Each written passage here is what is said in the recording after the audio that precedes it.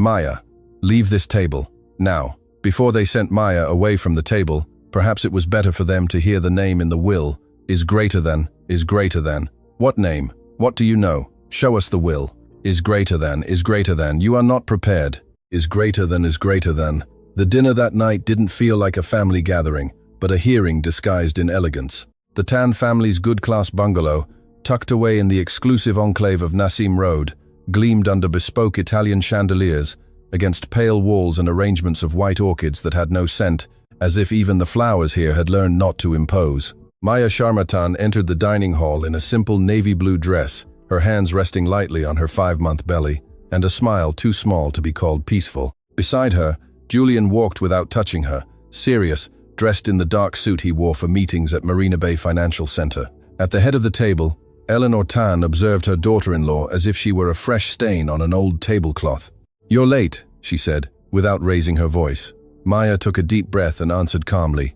The doctor's appointment took a little longer. Her mother-in-law glanced at her womb and murmured, "There's always an excuse when it's convenient." Julian pressed his lips together but said nothing. It was the first silence of the evening. It would not be the last. The table was almost full. Marcus, Julian's younger brother, was there with his easy smile, the kind of smile of someone who always expected to inherit something without getting his hands dirty. Cheryl, an influential cousin who managed the group's public image, was there, along with 2 uncles who spoke softly about stocks and dividends, and Isabel Yo, a young consultant Eleanor, introduced with excessive enthusiasm whenever Maya was present. Maya's seat was almost in the middle, far from Julian, and even farther from the empty chair at the other end of the table, the old chair of Benedict Tan. The patriarch had been dead for 8 months. No one had sat there since the wake, but that night, a napkin was folded before the plate, as if an invisible guest was still expected to arrive. Maya noticed the detail and felt a chill run down her neck. The last time she had seen Benedict alive, he had held her hand in a corridor of Mount Elizabeth Hospital and said in a broken voice, "One day, Maya, they will need to remember who really built this table." At the time, Maya thought it was the delirium of a sick man. Now, looking at that empty chair, she wasn't so sure.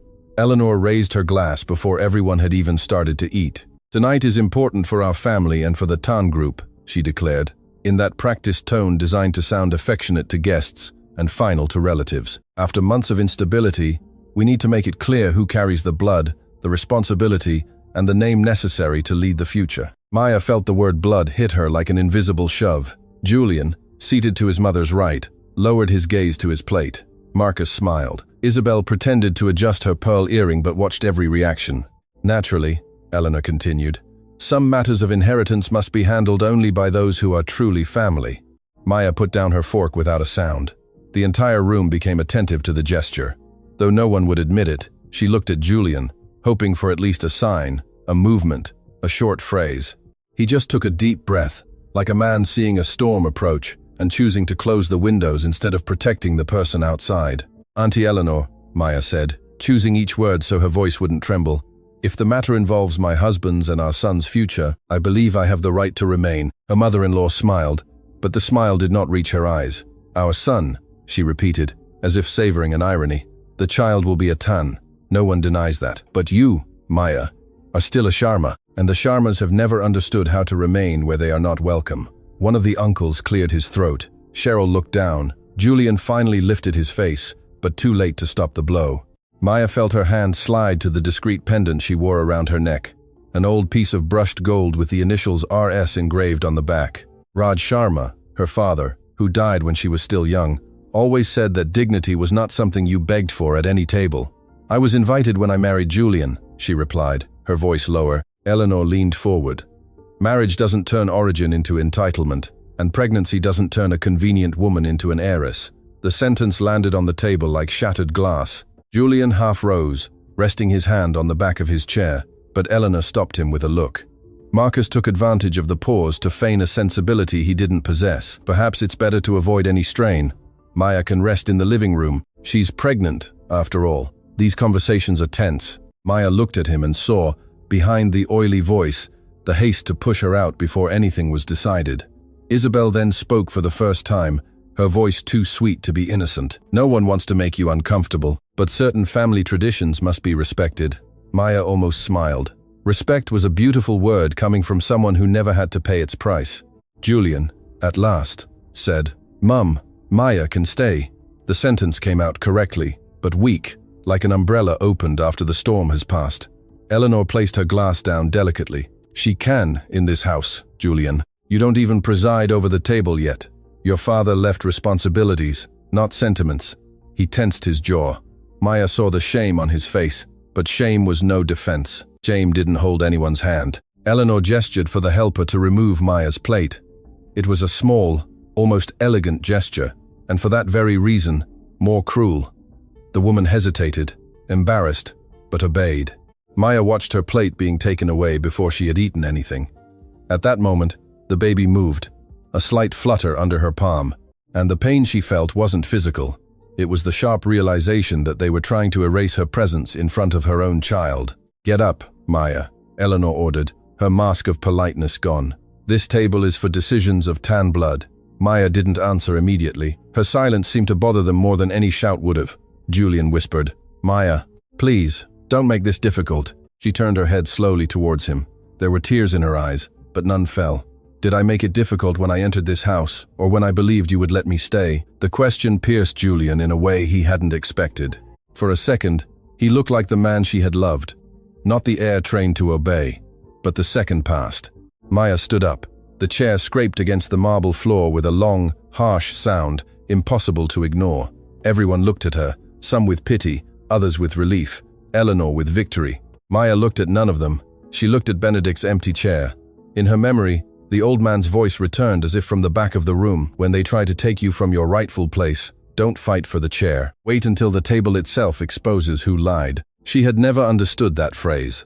At the time, she thought Benedict was talking about Julian, perhaps about love, perhaps about forgiveness. Now, as she ran her fingers over her father's pendant, she realized there was a history buried beneath the surname. "I'm leaving," she said, firmly enough to make Eleanor's smile falter for an instant. "But not because you're right. I'm leaving because my son doesn't need to hear his grandmother confuse cruelty with tradition." Marcus let out a short, dramatic laugh, as always. Maya was already standing when she replied, "No, Marcus. What's dramatic is an entire family needing to humiliate a pregnant woman to feel legitimate." Julian took a step towards her, but Cheryl murmured his name as a warning, and Eleanor said, "Let her go. Those who can't handle the truth shouldn't be part of the future."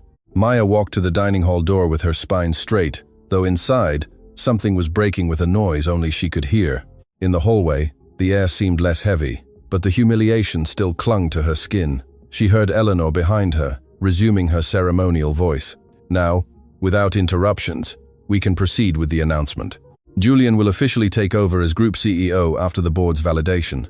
Marcus will have an expanded role in the property arm. And as for Maya's child, he will, of course, be provided for according to the family's interests." Maya closed her eyes. Maya's child, not even our grandson, not even Julian's son, just a future piece on the chessboard. She reached for the phone in her purse and saw 4 missed calls from Desmond Chu, the lawyer who had worked for Benedict. Before she could call back, she heard the sound of tires on the paved driveway and firm footsteps crossing the main hall. The butler appeared first, pale, trying to announce someone without knowing whether to interrupt or obey. Behind him entered Desmond Chu, tall, silver-haired, with a dark leather briefcase in his hand and the expression of a man who hadn't come to ask for permission. He had known this house for over 30 years, but that night he walked through it as if he were carrying a sentence. Maya stood motionless in the hallway. Desmond inclined his head respectfully and said quietly, "Mrs. Tan, I got here as fast as I could." Before she could ask anything, Eleanor appeared at the doorway, irritated at being interrupted at the peak of her victory. "Desmond, this is not a good time." The lawyer looked at the table behind her, at Maya's absent plate, at Julian standing at the far end of the room, and finally, at Benedict's empty chair. "On the contrary, Mrs. Tan, this appears to be exactly the moment Mr. Tan foresaw." The matriarch's face hardened. "If this is about inventory formalities, make an appointment at the office." Desmond did not move. "This isn't about formalities. It's about the protection clause for the primary heir." The entire room seemed to lose its breath. Marcus was the first to react, pushing his chair back. "Primary heir, Julian is right here." Desmond opened his briefcase slowly, took out a sealed envelope with the old Tan Group crest, and placed it on the table without sitting down. Julian looked at his mother, but she was too busy trying to control her own fear. Maya remained on the threshold, not understanding why her heart was pounding as if it recognized something before her mind did. "This document," Desmond said, "was filed and left in my custody by Benedict Tan 3 weeks before his death. He stipulated that it be read immediately if certain conditions were met." Eleanor laughed without humor. "And what conditions would those be?" Desmond didn't answer her directly. His eyes passed over Maya's empty place, the removed plate, the family gathered without her. Then his voice sounded clear, firm, impossible to muffle. "The public exclusion of the person named by him as the legitimate successor to the controlling rights of the group." Julian turned white. Cheryl brought a hand to her mouth. Isabel lost her sweet posture. Maya felt the floor seem to recede. Eleanor slammed her palm on the table, but the sound didn't have the force she expected. "This is absurd. Benedict would never leave the family's control outside of the Tan bloodline." Desmond turned the envelope over and showed the intact seal. "It was precisely about blood, Mrs. Tan, that he asked me to speak, but not in the way you imagine." Marcus pointed at Maya with ill-disguised contempt. "You're not going to tell me this woman has anything to do with this?" The lawyer looked at him with professional coldness. "You should choose your words more carefully, Mr. Tan. From tonight onwards, every sentence spoken against her could weigh against you." Maya tried to speak, but her voice wouldn't come out. Julian took another step in her direction, this time without waiting for his mother's approval. "Maya, did you know about this?" She looked at him, too hurt to soften the truth. "I knew your grandfather asked me not to leave without hearing from Desmond. I didn't know I would have to be thrown out from the table for you all to finally listen." Desmond broke the seal. The sound of the paper tearing seemed louder than all the previous insults. He took out the sheets, checked the signature, and for an instant, even Eleanor seemed to age before everyone's eyes. "Before you sent Maya away from this table," the lawyer said, now repeating to the entire family the phrase that had brought him there, "perhaps it's better for you to hear the name in the will." Julian looked at Maya as if seeing her for the first time, and as if, at the same time, he was afraid of what he would discover about himself. Eleanor whispered, "Don't read it." Desmond didn't hesitate. "By the determination of Benedict Tan, in recognition of the Tan Group's historical debt to Raj Sharma and the patrimonial legitimacy of his sole descendant, I declare Maya Sharma Tan." He paused briefly, not for theatricality, but because the entire room seemed on the verge of collapse. Maya brought a hand to her womb. Julian held his breath. Then Desmond continued. "The primary heir to the controlling rights, tied to the founding shares, originally belonging to the Sharma family." No one spoke. For the first time since Maya had entered that house, the silence was not hers, it was theirs. Eleanor remained standing, motionless, as if the sentence had ripped the ground from under her expensive shoes. Marcus looked like he was about to laugh, but the laugh didn't come. Cheryl looked at Maya with the expression of someone who had just recalculated years of disdain. Julian turned slowly to Benedict's empty chair, and then to the woman he had left alone at the worst moment of the night. Maya felt no triumph. She felt a deep, old sadness that seemed to come from her father, from her childhood, from all the places where the name Sharma had been treated as something lesser. Desmond lowered the document just enough to look at them. "The full reading will take place tomorrow, before the board and legal representatives. But one thing needs to be clear right now. The lady who was just removed from this table is perhaps the only person in this house with the real right to decide who remains at it." Maya closed her eyes for a moment. When she opened them, she didn't look at Eleanor, nor Marcus, nor Isabel. She looked at Julian. "Now do you understand?" she said in a calm, devastated voice. "Why I never begged for a place?" Julian couldn't answer. And that lack of an answer, finally, seemed to him more shameful than any loss yet to come. The open envelope remained on the table, like a wound no one knew how to cover. Desmond Chu read no further than that first declaration, and for that very reason, the room became even more suffocating. Eleanor demanded he be silent. Marcus called it a legal maneuver. Cheryl tried to ask if there was any risk to the group's image, and Isabel, who minutes before had behaved like a necessary guest, now seemed to be looking for the best way to avoid being associated with the disaster. Julian did not take his eyes off Maya. She remained on the threshold of the dining hall, one hand on her belly, the other closed around the pendant with Raj Sharma's initials. Desmond carefully put the papers away and said, "The full reading will not be done here." Amidst shouting, Benedict stipulated the presence of legal representatives, board members, and notarial validation of the document. Eleanor replied coldly. Benedict was ill. The lawyer faced the matriarch without fear. "Ill? Yes. Incapacitated? No. And you know that better than anyone." The sentence was not a direct accusation, but it landed on Eleanor with enough weight to make her take half a step back, Julian noticed. For years, he had seen his mother win arguments with just posture, surname, and silence. That night, for the first time, Eleanor seemed to be measuring the danger before attacking. "Desmond," she said, changing her tone, now lower, almost intimate. "You served this family for decades. Don't destroy what Benedict built because of some sentimental interpretation." The lawyer closed his briefcase and replied, "I'm not destroying anything. I'm fulfilling the last wish of a man who, at the end of his life, decided to fix what the family preferred to bury." Maya felt her father's name rise to her lips, but she didn't speak it. There were too many questions inside her. Why had Benedict spoken of Raj?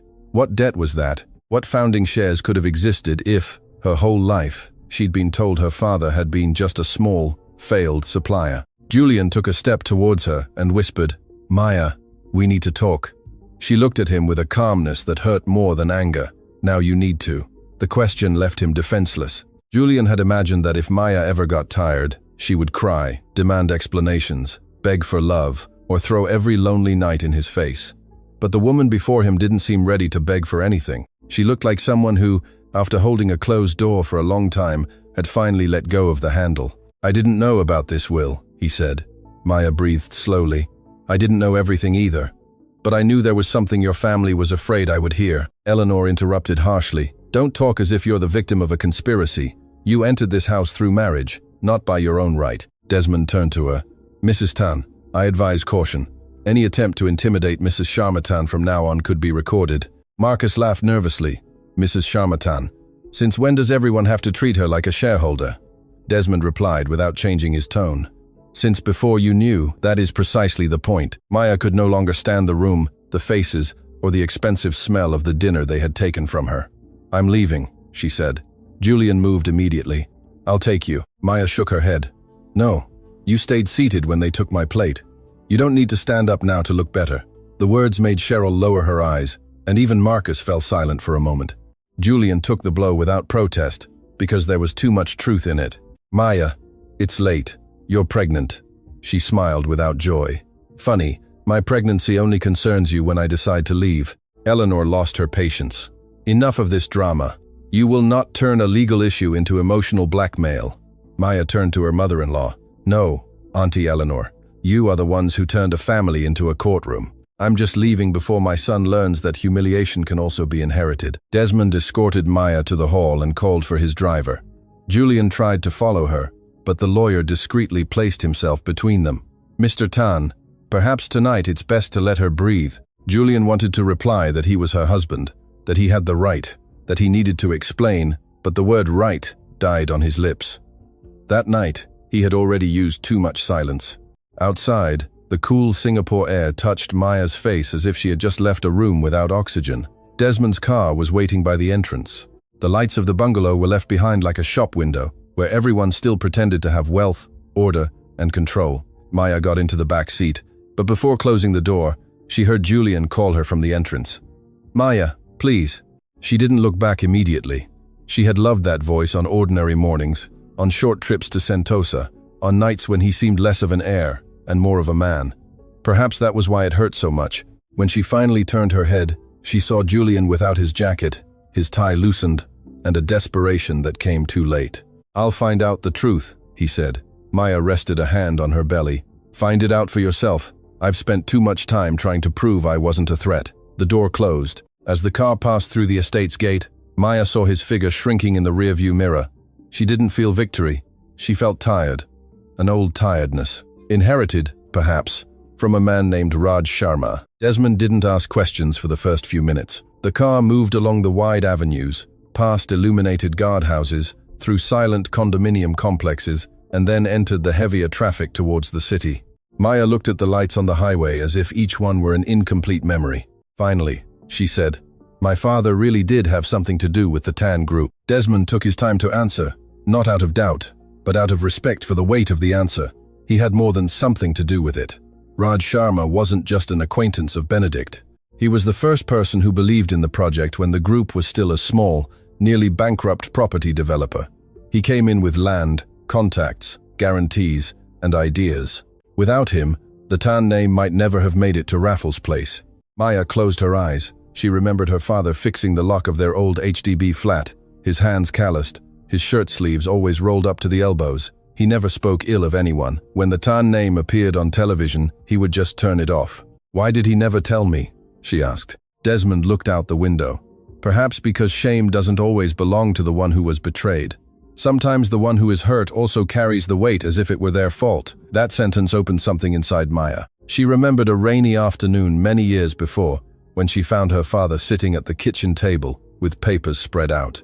Upon seeing her, Raj had quickly gathered everything and smiled as if nothing was wrong. "Just old papers, my dear," he had said.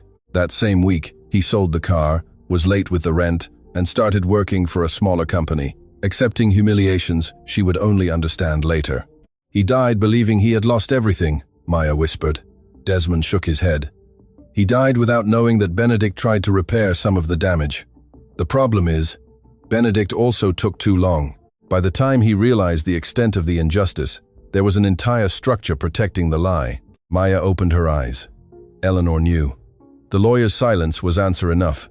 She felt a slight nausea, more emotional than physical, and took a deep breath to protect the baby from that wave of pain. "So she didn't hate me because I was from a humble background," Desmond replied. "She hated you because your name reminded her of a debt that never ceased to exist." Maya's destination was not the luxury apartment she shared with Julian at the sale. She asked the driver to take her to the old HDB block where she had lived with her father. On a narrow street in Tiong Bahru, near worn-out facades and small businesses that resisted time with metal shutters and simple signs, Desmond seemed surprised but didn't try to convince her otherwise. "I have a key," she explained. "I never sold the flat." The building lacked the shine of the Tan bungalow, but when Maya entered the old corridor, she felt for the first time that night that the ground did not reject her. The flat had been closed for months, cleaned only by a neighbor she paid discreetly. It still smelled of stored wood, old coffee, and longing. In the small living room, there was a bookshelf, a gray fabric sofa, and a metal box under the side table. Maya knelt carefully, ignoring Desmond's worried protest, and pulled out the box. Inside were photographs, letters, receipts, an old staff pass, and a yellowed envelope with the name Raj Sharma written by hand. She opened the photographs first. In one, her father appeared much younger, smiling beside Benedict Tan, in front of an empty plot of land with makeshift signs and construction workers in the background. In another, the two were at a simple table, signing documents, without expensive suits, without press, without a corporate crest. Raj looked confident. Benedict looked grateful. Maya ran her fingers over the image, as if she could touch a version of her father she had never known. "He was happy here," she murmured. Desmond approached and pointed to a corner of the photo. That plot of land became the group's first private hospital. Maya looked at him, startled. "The hospital? Yes. Today it's worth a fortune." At the time, Raj put up part of the guarantees for the purchase. Later, when the project started to grow, there was a corporate restructuring. Officially, your father left of his own accord. In practice, he was pressured into signing a disadvantageous withdrawal. Maya then found a folded paper with her father's handwriting. The sentence in the middle of the page made her throat tighten. "Some thefts use a clean pen. My daughter, if you ever read this, don't accept them calling it fate when it was the choice of others." As Maya read, Desmond's phone started vibrating. He answered in the corridor, but Eleanor's voice was loud enough to come through the ajar door. "You had no authority to take Maya anywhere." Desmond replied with controlled patience.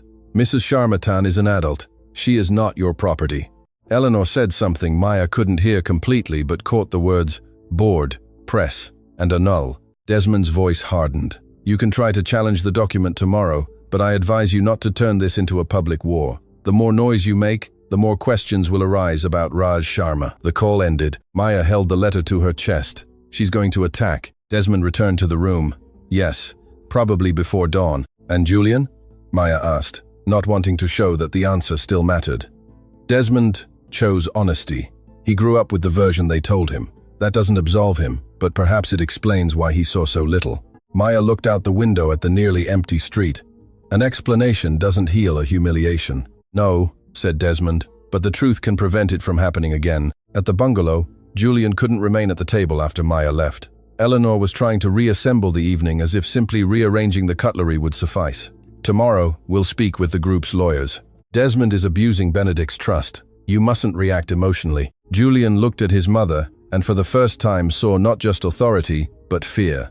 Who was Raj Sharma? The question cut through the room and changed her face. Marcus hurried to answer. An old opportunist, it seems. Or the father of a new one. Julian turned to his brother with a silent rage. Shut up. The shock was immediate. Marcus wasn't used to being cut off by him in that tone. Eleanor placed her hands on the table. Julian, don't let your wife use pregnancy and drama to divide this family. He took a deep breath, remembering Maya's plate being taken away, her question, her gaze that no longer asked for anything. She wasn't the one who divided this family tonight, Mum. We were. Eleanor froze. Cheryl looked away. Isabel realized the evening had ceased to be an opportunity and had become a risk. Julian left the room and went to Benedict's old study, a dark part of the house that had remained locked since his grandfather's death. He took the key from the board inside, defying Eleanor's order to keep everything untouched until the estate was settled. Upon opening the door, he smelled leather, paper, and polished wood. The study seemed frozen in time. On the desk was a photo frame, face down. Julian picked it up and found a picture of a younger Benedict, next to a man he immediately recognized by Maya's features, Raj Sharma. Behind the photograph, a sentence written by his grandfather said, "The man who gave me the start my family chose to forget." Julian felt something break inside him. It wasn't just the discovery of a corporate lie, it was the realization that for years he had slept beside the daughter of a man erased from the history that supported his surname. And worse, that night, when the truth had knocked on the door, he had chosen silence. His phone rang. It was Maya. Julian answered too quickly, with too much hope, but the voice on the other end was not one of reconciliation. "I'm at my father's flat. Don't come here." He closed his eyes. "Maya, I need to talk to you. You needed to talk when your mother told me to stand up. You needed to talk when they took my plate. You needed to talk when they said my son had the blood, but I had no place." Each sentence was spoken without a shout, and for that reason, it hit deeper. Julian leaned his hand on Benedict's desk. "I found a photo of your father with my grandfather." There was silence on the other end. Maya's breathing was uneven.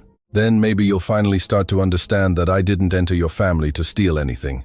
Maybe my family had already been robbed before I was even born." Julian didn't know how to respond. She continued, "Tomorrow, I will hear the full reading. Not as your wife, not as the woman you left outside the table. I'll go as the daughter of Raj Sharma." The call ended before he could say her name. That night, Singapore seemed divided between lit windows and damp streets. Maya didn't sleep. Sitting on her father's old sofa, she read incomplete letters, investment receipts, meeting notes, and a copy of a contract with crossed-out clauses. Each paper wasn't enough proof on its own, but together, they formed a whole life pushed out of history. Desmond stayed for a few hours, explaining the bare minimum, without turning pain into a lawsuit. "Tomorrow, at the board meeting, they will try to disqualify you emotionally. They will say you're pregnant, fragile, influenced by me, resentful of the humiliation. Don't respond with anger, respond with documents."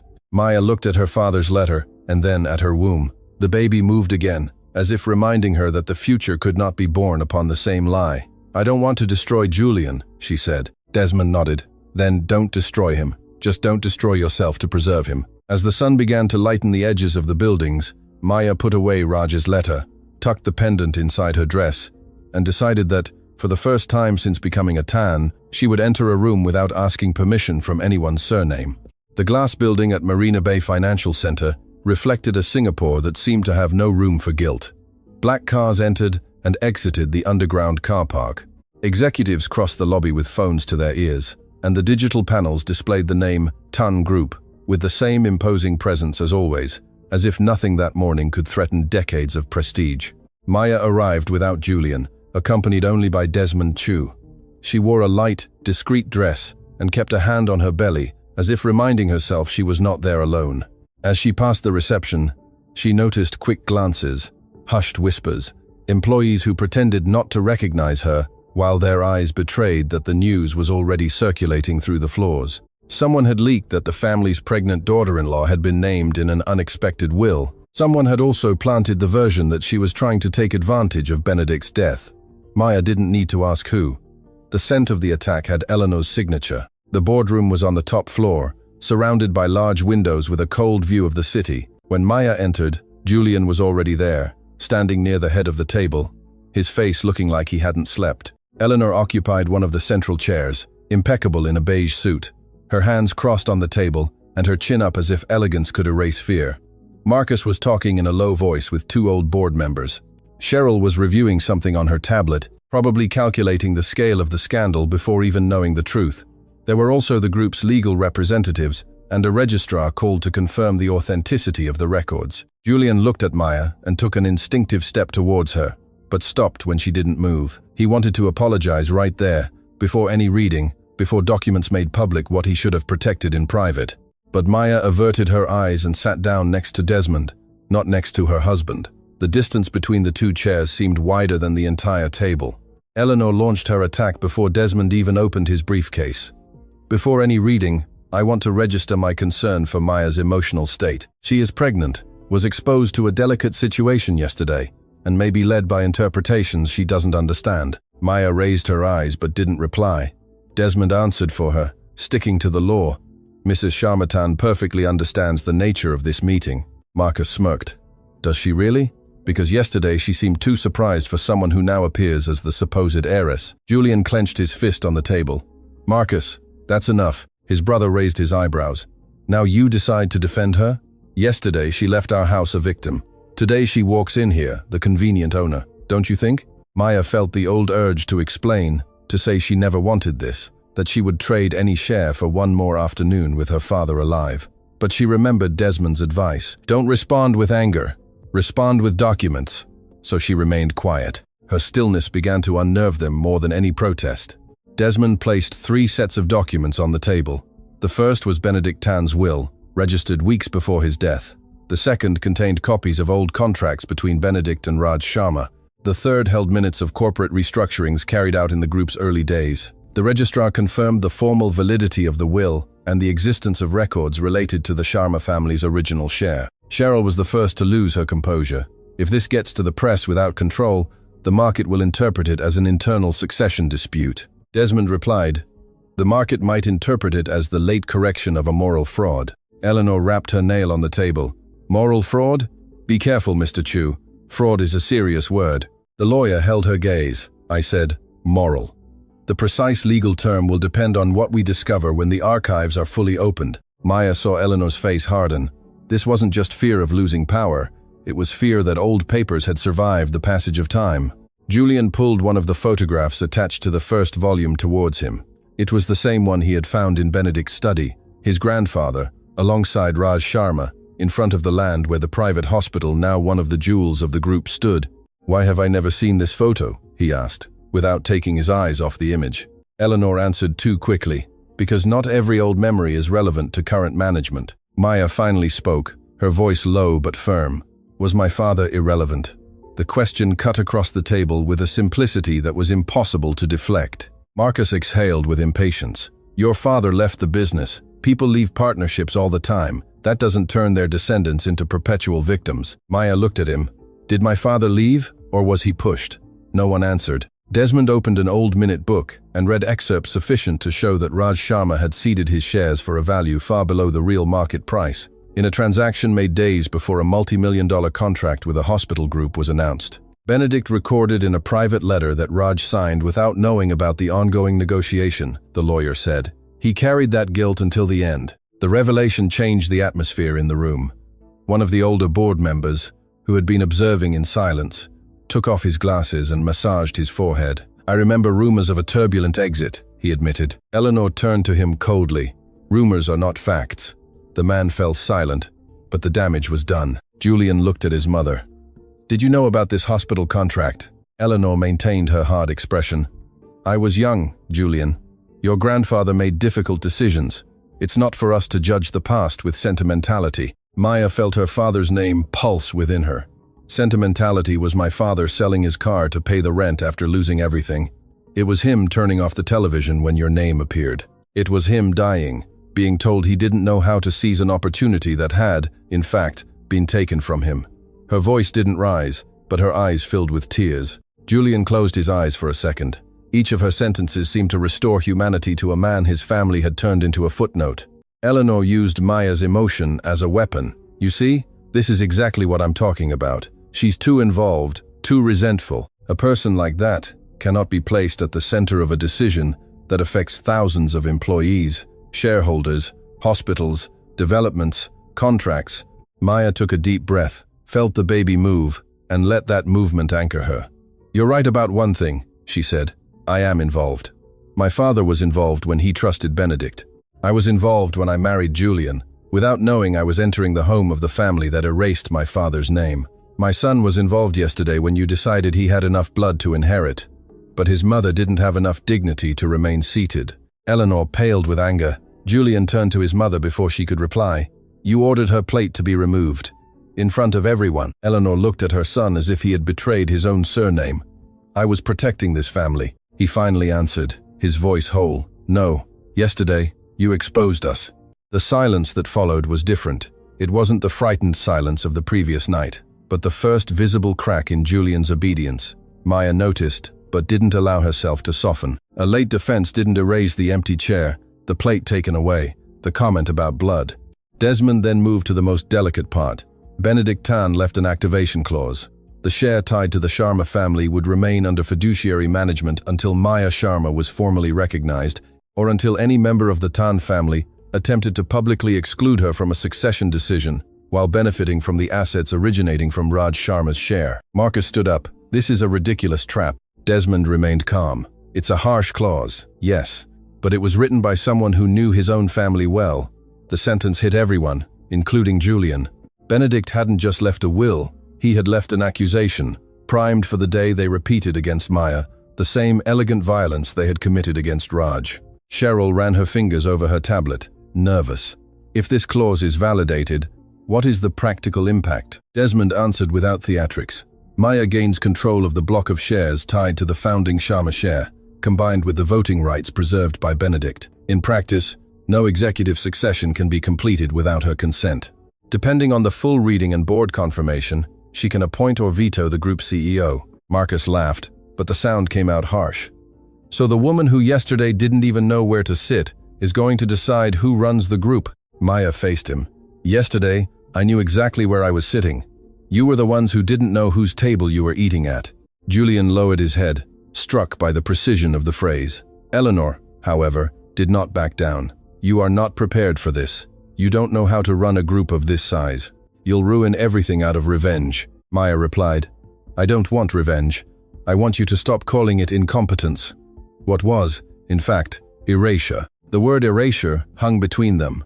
Julian thought of the company's corridors, the walls decorated with portraits of the Tans, the anniversary speeches, the interviews in business magazines. There was never a Sharma, never a Raj. Not by omission, but by choice. "Mum," he said in a low voice, "who asked to have Raj's name removed from the historical records?" Eleanor remained motionless for a few seconds. Then she replied, "Your grandfather decided to preserve the unity of the brand." Desmond looked at her. Benedict wrote a different version. The lawyer took out a smaller sealed letter, not for a full reading, but to register its existence. In this letter, he states that Eleanor Tan pressured for the exclusion of any public mention of Raj Sharma, after discovering that his share could reduce the family's concentration of power in a future succession. The room went cold. Eleanor slowly rose. "This is an infamy." Maya didn't shout, didn't cry. She just asked, "You knew my surname from the very first day, didn't you?" Eleanor looked at her, and that instant answered before her mouth did. "Of course, I knew." Julian felt nauseous. He remembered the first time he introduced Maya to his mother, years ago, at a formal lunch in the gardens. Eleanor had smiled. Heir kissed her cheek, asked about her family with apparent delicacy. Later, in private, she had advised her son not to get involved so quickly with a girl with no foundation. Julian had thought it was social prejudice. Now he understood it was recognition. Maya understood too. "So when you said I had no origin, it wasn't because you didn't know my history. It was because you knew it too well." Eleanor replied coldly, "I protected my son from a woman who could use an old wound to destroy everything." Maya stood up slowly, with a dignity that made even the most hostile board members pay attention. "I wasn't the one who brought the wound into this room, Auntie Eleanor. You kept it open for years, and then you were offended when it started to bleed." Julian closed his eyes. That was the Maya he hadn't known how to listen to. Not weak, not convenient, not silent out of submission, but out of restraint. The meeting was suspended for 15 minutes after Eleanor demanded a separate consultation with her lawyers. In the glass-walled corridor, Julian caught up with Maya near the windows. The city stretched out below them, noisy and indifferent. "I'm sorry," he said. The words came out too small for the size of the damage. Maya didn't attack him. "That was worse. I know you're sorry now." Julian swallowed hard. "I should have asked more. I should have protected you yesterday. I should have realized." She looked at him. "You realized many things, Julian. You just chose to call it peace what was actually cowardice." He received the sentence without defending himself. "Maybe I've spent my life trying to stop this family from falling apart." Maya touched Raj's pendant. "And I've spent my entire marriage trying not to be the reason it falls apart. Look how well we were trained by people who wanted our silence." That broke him in an intimate way. For the first time, Julian didn't try to convince her to come back, nor ask her to wait, nor promise to fix everything. He just said, "What do you want me to do?" Maya looked at the room where Eleanor was still fighting for control. "Stop asking me to understand your family. Start demanding that they understand the truth." When they returned to the room, Eleanor had a new strategy. She spoke in a serene, almost maternal voice, addressing the board members and not Maya. "Even if a historical dispute exists, we cannot allow the group's governance to be hijacked by family guilt. I propose we postpone any practical effect of the will until a psychological and technical evaluation of Maya is completed, given her condition as an expectant mother and her evident emotional distress." Julian stood up before Desmond could respond. "I object." Everyone looked at him. Eleanor narrowed her eyes. "You don't understand what you're doing." He faced his mother for the first time in a long time. "I think I'm starting to understand." Marcus spoke loudly. "You're going to hand over the group to her out of marital remorse?" Julian replied, "I'm not going to let us keep using governance as an excuse to cover up injustice." Maya watched in silence. It didn't heal, but it changed something. Not in her, but in him. Julian was finally ceasing to treat the truth as an external threat and starting to recognize the lie as an internal disease. Desmond concluded the meeting with a formal warning. The full reading and final deliberation would occur the next day, with all supplementary records, including documents from the registry and Benedict's letters. Until then, any attempt to remove Maya, defame her publicly, or alter voting structures would be recorded as obstruction of the testamentary terms. Eleanor didn't reply. Her silence, however, didn't seem like defeat. It seemed like calculation. Maya noticed, and so did Desmond. As they left the room, Cheryl received a message on her phone and turned pale. Within minutes, a business portal published the headline, "Pregnant Daughter, In-Law of Heir Attempts, Takeover of Group After Family Dinner." Maya read the sentence on Desmond's screen and felt the calculated blow. Julian saw it too. This time, he didn't ask if his mother was involved. He just looked at Eleanor. She held his gaze coldly, and that was enough. Maya put her phone away, lifted her head, and said, "So tomorrow won't just be a will reading." Desmond closed his briefcase. "No, it will be a war of narratives." Maya placed her hand on her womb, feeling her son move like a small response of life amidst the ruin. "Then we'll bring documents to a war where they only have fear." The next morning, Maya's name was no longer just circulating in the corridors of the TAN group. It was on business portals, in investors' messages, in private chat groups of executives, and even in the malicious comments of people who had never set foot in the Nassim Road bungalow but felt entitled to judge a pregnant woman as if they were reading a balance sheet. The headline planted by Eleanor had multiplied. "Pregnant heiress tries to seize family empire after domestic crisis." Maya read it on her phone in Desmond's car, on the way to the extraordinary board meeting, and showed no surprise. The word "tries" was almost a condemnation, as if she were an intruder, as if there were no documents, letters, registries, a repentant dead man, and an erased father behind the story. Desmond, sitting beside her, said, "They want you to arrive defending yourself against an emotional accusation." Maya locked her screen and placed her hand on her belly. Then, "I won't defend myself as the accused. I will speak as someone who has finally decided not to ask for permission." The building on Marina Bay was surrounded by journalists. There wasn't a mob, but there were enough cameras to turn every step into a narrative. Julian arrived a few minutes before Maya and saw the chaos the family had created by trying to avoid shame. Cheryl was in the lobby on the phone, managing damage with overly polished phrases. Marcus feigned calm in front of two board members, but his eyes darted to the main entrance as if expecting an enemy. Eleanor appeared, flanked by the group's lawyers, dressed in white, a calculated choice to project purity amidst the dust. When she saw Julian, she approached him and spoke softly, There's still time to fix this. Walk into that room as the chairman, not a guilty husband. Julian looked at his mother with a new, heavy sadness. Yesterday I walked in as an obedient son and let my wife be humiliated. I don't intend to repeat that role today. Eleanor pursed her lips. She will take everything from you, he replied. Perhaps the worst was already taken when I was taught that preserving power was more important than preserving the truth. Maya entered through a side entrance, following Desmond's advice, not out of fear of the journalists, but to reach the room without turning her pregnancy into a spectacle. Still, as she crossed the glass corridor, she saw some employees stop discreetly. Some looked with curiosity, others with pity, a few with respect. She didn't know which look hurt more. When she reached the boardroom, she found Julian waiting. For a second, the world seemed to shrink to just the two of them. He didn't try to touch her. He just said, "My mother leaked the news. I don't have complete proof, but I have enough to request an internal trace." Maya studied his face, looking for the difference between remorse and courage. "Will you request it even if the result points to her?" Julian took a deep breath. "Yes." She nodded without smiling. "Then maybe today you'll start to lose the fear of losing the wrong family." The phrase stung, but he understood. Before, he would have asked for patience. Now, he opened the door for her and entered after, making it clear to everyone that Maya was not walking in behind him. She was walking in for herself. The room was full. Board members, lawyers, governance representatives, the registrar and 2 external auditors had been summoned. In the center of the table lay Desmond's briefcase, and next to it, a certified copy of the will. Eleanor wasted no time. "Before the reading, I register that we will question the moral validity of any clause transferring control to someone with no executive experience, motivated by family resentment and possible external influence," Desmond replied. "The legal validity will be handled by those with competence. The moral validity, Mrs. Tan, is perhaps precisely why we are here." Marcus leaned forward. "Let's stop with the pretty phrases. Does Maya want to take over the group or not?"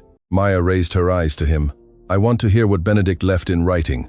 After that, I want Raj Sharma to stop being treated as a source of shame. If, to achieve that, I need to assume the control they tried to hide, then yes, Marcus, I'll assume it." The silence that followed was not of shock, but of recognition.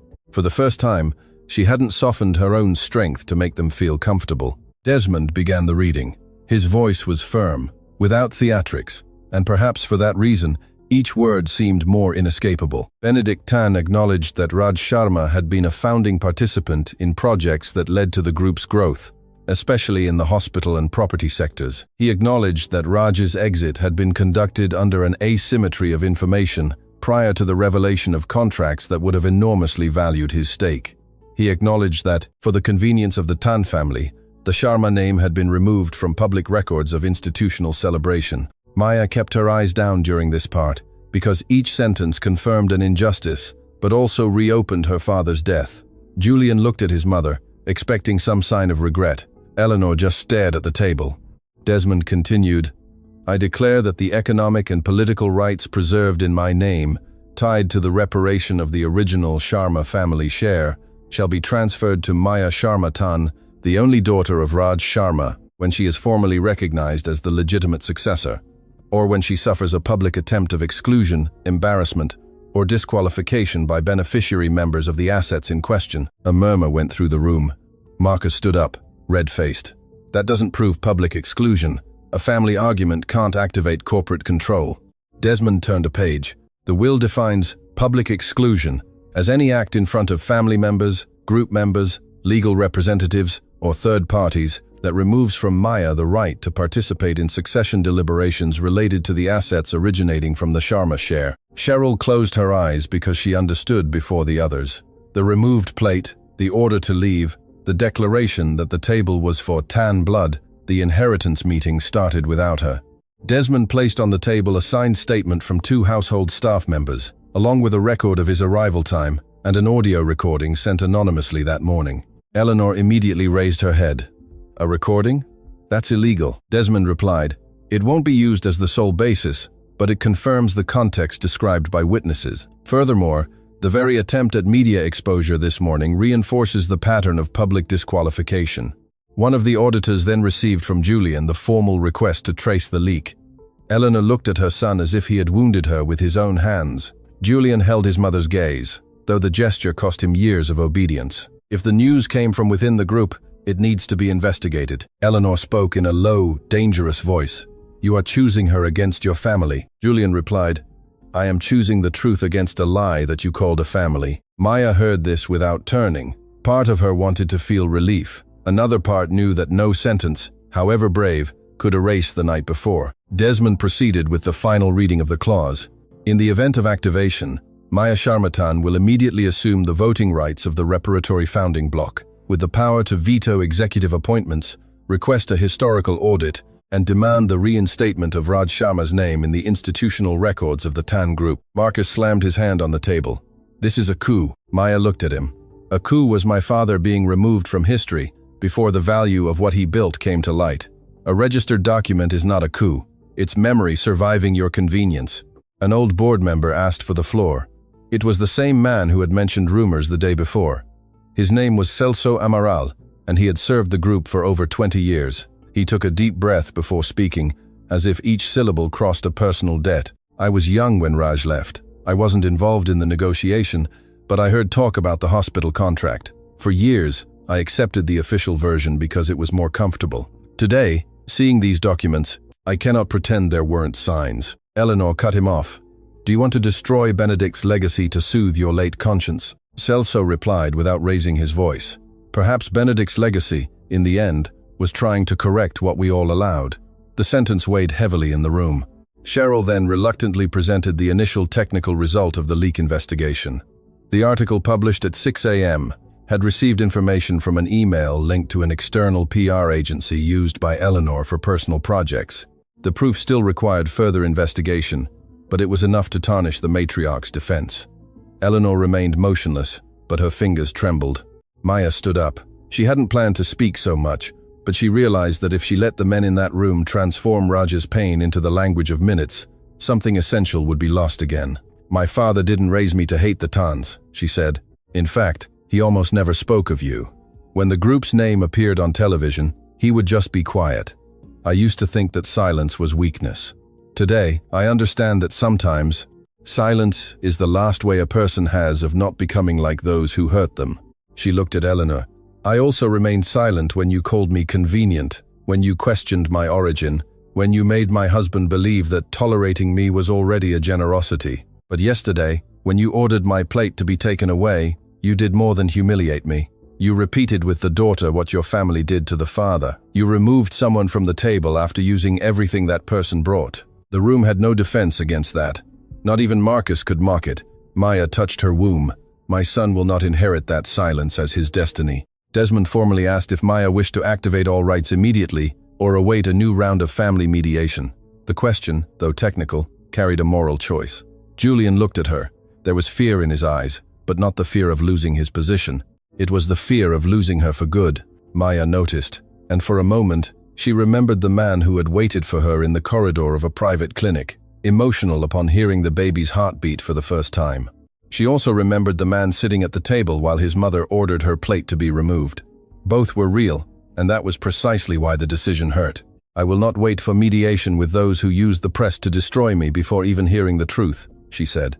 I activate the rights provided. I request a full audit of the historical archives, a suspension of the executive appointment until a board review, and the public reinstatement of Raj Sharma's name as a founding participant in the projects that gave rise to the group.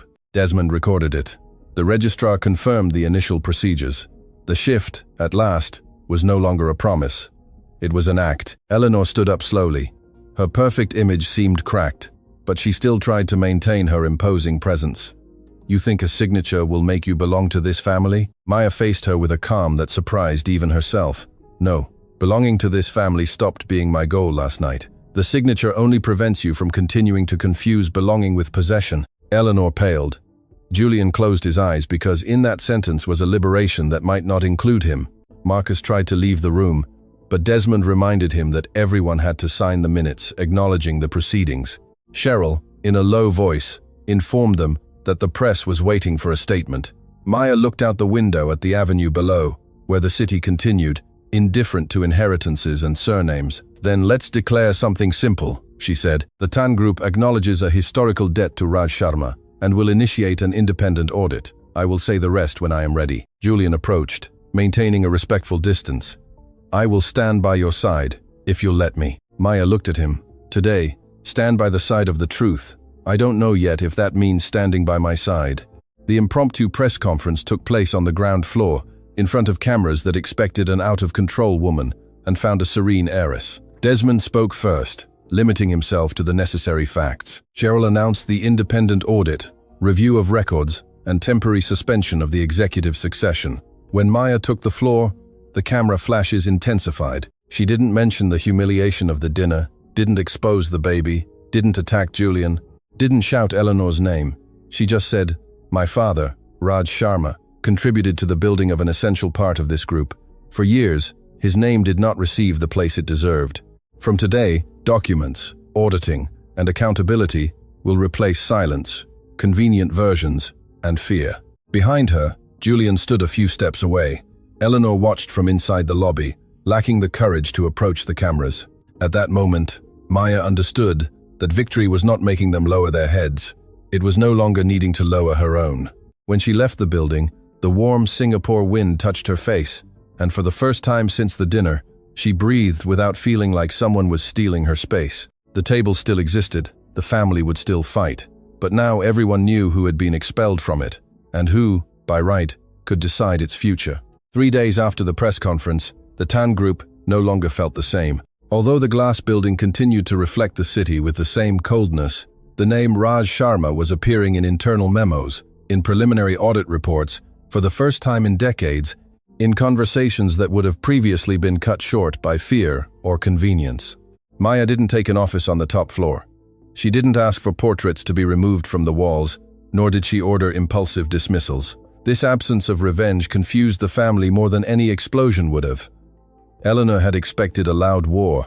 Marcus had expected arrogance. Cheryl had expected an unmanageable image crisis. Instead, Maya asked for documents, deadlines, minutes, transparency, and a formal meeting to define the group's historical rectification.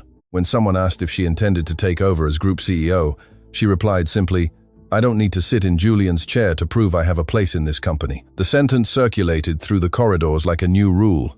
Maya didn't want to wear the Tan's power. She wanted to force them to look at the foundation upon which that power was built. That morning, before the final meeting, Maya went to the private hospital that bore the Tan name on its facade and the Sharma debt in its invisible foundations. It was the same hospital where Benedict had held her hand months before, the same one where she had had discreet checkups, trying not to draw the attention of her husband's family. The doctor showed her the baby's heartbeat, and for a few minutes, all the noise of inheritance, press, and boards of directors became small in the face of that fast, living sound. Julian was in the hallway because Maya had allowed him to accompany her there, but she had not yet allowed him into the examination room. When she came out, he was there, holding 2 cups of water and looking like a man who was unlearning how to give orders. "Is everything okay?" he asked, without being intrusive. Maya took one of the cups. "Yes, he's strong." Julian smiled with restrained emotion, but the smile faded when she added, "And I want him to be born far from the idea that love needs to endure humiliation to be recognized." He lowered his eyes. "I know." Maya observed him for a moment. "Knowing is the beginning, Julian. It's not the payment of the debt." The payment began that afternoon before the administrative board. Julian entered the room not as the undisputed successor, but as someone willing to lose the place he had been trained his whole life to occupy. Eleanor was present out of obligation, with a rigid posture and a closed face. Marcus maintained a tired indignation, as if still expecting reality to bend to his will again. Cheryl, paler than usual, had already submitted the records of the press leak to the internal committee, and everyone knew the trail led to Eleanor's personal PR network. Desmond opened the session by reading the resolutions: an independent historical audit, suspension of the executive succession until the review was concluded, public rectification of Raj Sharma's role in the origin of the hospital and property group, and the creation of an educational fund with part of the dividends from the reparatory block aimed at young entrepreneurs without access to major structures. Maya listened to it all in silence, but when Desmond finished, she asked for the floor. "I don't want my father's name to become just a footnote on the corporate website. I want it to return to the place it was removed from, the real history of the foundation." A board member asked if she would demand Julian's immediate removal from the interim presidency. Before Maya could answer, Julian stood up. His voice was firm, though his face betrayed the cost of each word. I place my position at the disposal of the board and Mrs. Sharmatan, not because I am being coerced, nor because I want to appear noble for the cameras, but because for too long I accepted the benefits of an incomplete history. If I remain in any capacity, it will be by a transparent decision, with audits, limits, and oversight, not by the automatic right of a surname. Eleanor turned her face to him in disbelief. Are you offering to be demoted within your own company? Julian replied without looking at his mother. I'm trying to stop being demoted within my own conscience. The room fell silent. Maya felt something tighten in her chest. It wasn't forgiveness, not yet. But it was the first gesture from him that wasn't trying to convince her to stay. It was a gesture that existed even if she left. For that reason, for the first time, it seemed real. Eleanor could not bear the silence that followed. Benedict would be ashamed to see his grandson kneeling before emotional blackmail. Maya turned slowly to her. You still call the truth blackmail because the lie has always obeyed you. Eleanor lifted her chin. You think you've won because some papers gave you votes? This family will never look at you as one of us. Maya took a deep breath, feeling that months ago, that sentence would have cut her skin. Now, it just revealed the size of the prison Eleanor lived in. I don't need you to look at me as one of you. That was my mistake for a long time. I entered this family trying to be accepted, lowering my voice, hiding my questions, believing that patience would one day be mistaken for value. But you taught me something that night. You had my plate removed. A table that requires me to erase my father to let me sit is not a family, it's a stage set. Marcus muttered that she was exaggerating, but no one followed him. Eleanor's authority, once sharp, now seemed like cracked porcelain that everyone was afraid to touch. Desmond then presented the motion for the temporary restriction of Eleanor's powers in strategic decisions related to the group. It wasn't a prison, not a theatrical ruin, not a cheap soap opera punishment. It was worse for her, a loss of influence. The matriarch would retain her economic rights, but would be removed from succession committees, corporate communications, and decisions related to the historical audit. Cheryl, in a low voice, confirmed that the PR agency involved in the leak would be terminated and investigated. Eleanor watched without showing emotion, but Maya saw her fingers clench her handbag. This hit her at her core, not the money, but the control. At the end, Julian signed the document of voluntary renunciation of automatic succession, accepting an independent evaluation for any future role. Marcus refused to sign immediately, but the majority of the board approved the measures. When Maya's pen touched the paper, she thought of her father signing an unjust contract decades earlier, not knowing what was hidden from him. This time, a Sharma was signing with her eyes wide open. Leaving the meeting, Julian asked Maya for 5 minutes on the building's rooftop terrace. She could have refused, but she accepted because she no longer confused listening with yielding. The afternoon wind rose between the buildings of Marina Bay, carrying the sounds of horns, engines, and a city that followed its indifferent rhythm. Julian stood beside her without touching her hand. I found other letters from Benedict in the study, he said. He wrote that he tried to speak to your father, but Raj was already ill. He also wrote that he was ashamed to tell me because he wanted me to inherit a clean family. Maya looked out at the street. Clean families don't hide dirt behind portraits. Julian nodded. I know. And I know I have no right to ask you to come home now. She turned to him. Home was never the problem, Julian. The problem was me living in a place where my silence was considered gratitude. He breathed with difficulty. I loved you wrongly. Maya closed her eyes for a moment, because that sentence touched a painful truth. Yes, and I was silent wrongly. I thought if I were patient, you would see it on your own, but a love that has to guess the other's pain arrives too late. Julian accepted the phrase like, one accepts a just sentence. What can I do? He asked. Maya didn't answer immediately. She thought of her father's flat, the bungalow in Nassim, the room she had shared with Julian, the baby who would be born without yet knowing the weight of so many surnames. You can continue what you started today, without an audience, without expecting forgiveness as a reward.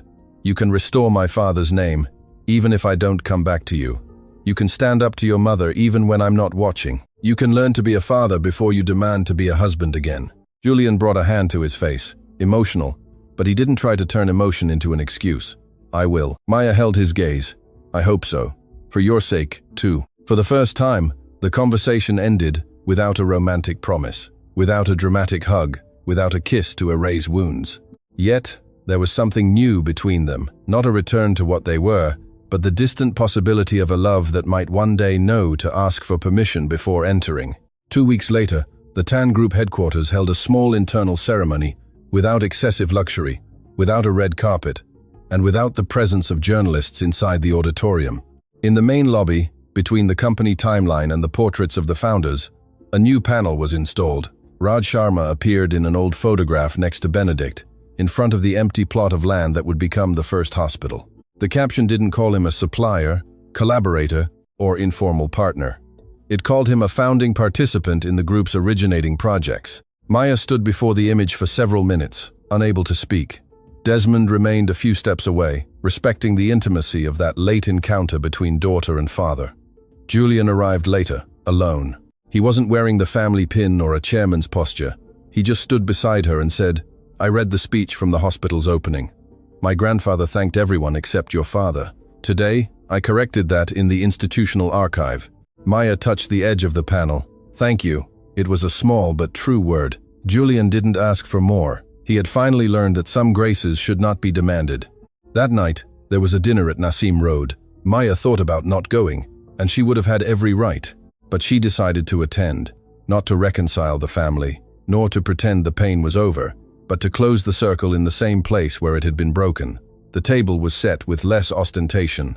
Benedict's chair remained at the head, and next to it, there was now a place reserved for Maya. Eleanor was already seated when she entered. The matriarch seemed smaller, not physically, but in the way she avoided commanding every breath in the room. Marcus did not attend, citing a commitment in Hong Kong, an absence no one lamented out loud. Cheryl greeted Maya with restrained respect. Julian pulled out the chair for her but stopped before completing the gesture. Remembering that kindness could also become possession when unrequested, Maya noticed and, smiling faintly, pulled out her own chair. She sat down. Not because they invited her, not because they allowed her. She sat down because there were no more lies standing that could expel her. The dinner was silent for a few minutes, until Eleanor put down her cutlery and looked at Maya. Everyone held their breath, expecting another attack or a theatrical apology. Neither came. Her voice was lower than Maya had ever heard it. "I will not pretend I know how to ask for forgiveness." "Well," Maya faced her without softness. Helena continued, "I spent my life believing that protecting this family justified anything. Perhaps I confused protection with fear, and fear with entitlement." Julian watched his mother, surprised. Maya did not hurry to absolve her. "You destroyed more than trust. You helped to erase a man." Eleanor closed her eyes. "I know." The phrase was late, insufficient, but it was not false. Maya took a deep breath, then start by saying his name. Eleanor opened her eyes. For the first time at that table, she pronounced it without disdain. Raj Sharma. No one applauded, no one cried aloud, but something old, trapped within the walls of that mansion, finally seemed to lose its power. Months later, when Maya's son was born in a bright room of the hospital that now told the full story of its origin, Julian was by her side with a discretion he might not have known before. The boy was named Peter Raj Tan Sharma, a choice that drew silent tears from Desmond and a long silence from Eleanor. Maya did not immediately return to the penthouse at the sale, nor did she hand Julian an absolution wrapped in childbirth. She spent time at her father's flat, then moved into a place of her own, between her old life and the new, where the crib was near a window open to Singapore. Julian visited his son, attended appointments, complied with every board decision, and slowly learned to love without commanding. Maya was learning something else too.